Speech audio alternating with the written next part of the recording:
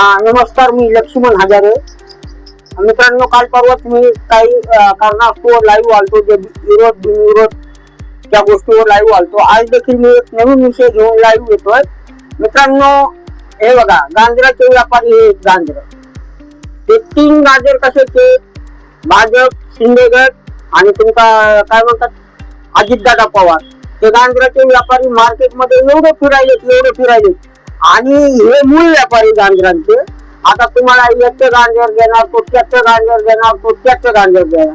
गांजर झाले यांचे चटाईवाले, छत्रांजावाले, तुमचे ते वडापाववाले, चपटीवाले, नाईन्टीवाले, यांचे जे मधले दलाल. आपण बैलाच्या किंवा बाजारात गेलो तर बैल खरेदी करताना किंवा शेळ्या मेंढ्या खरेदी करताना जे दलाल असतात ते सांगतात मा पटेल हे अच्छा आहे, पटेल हो अच्छा आहे.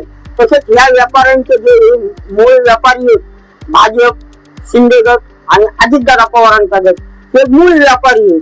आणि यांचे दलाल आपल्या 29 महानगरपालिकेत फिरतात की आमच्याच चांगलं. परंतु मित्रांनो, विचार करा, आज देशामध्ये एवढी बेकारी, बेरोजगारी. काल परवा कुठेतरी भाजपवाल्यांनी घोषणा दिल्या 50 खोके एकदम ओके. तर ह्या व्यापाऱ्यावर तुम्ही कितपत विश्वास ठेवणार? ह्या गांजराच्या व्यापाऱ्यांनी आता तुम्हाला गाजर देणार, 16 तारखेच्या नंतर तुम्हाला काय देणार आहे? 16ला रिझल्ट लागल्याच्या नंतर मित्रांनो, तुम्हाला नक्कीच काय मिळणार? वडापाववाले गायब, छत्रांच्यावाले गायब, चटईवाले गायब. हे लोक गायब झाले की 17 तारखेला आपल्या कॉर्पोरेशन मध्ये जाणार आणि 18 तारखेला आपण जर त्यांच्याकडे गेलोत ना तर हे मुळा मिळणार. हे खा मग तुम्ही मुळा. आताच विचार करा, 15 तारखेला निवडणुका आहेत, मतदान आहे 15 तारखेला.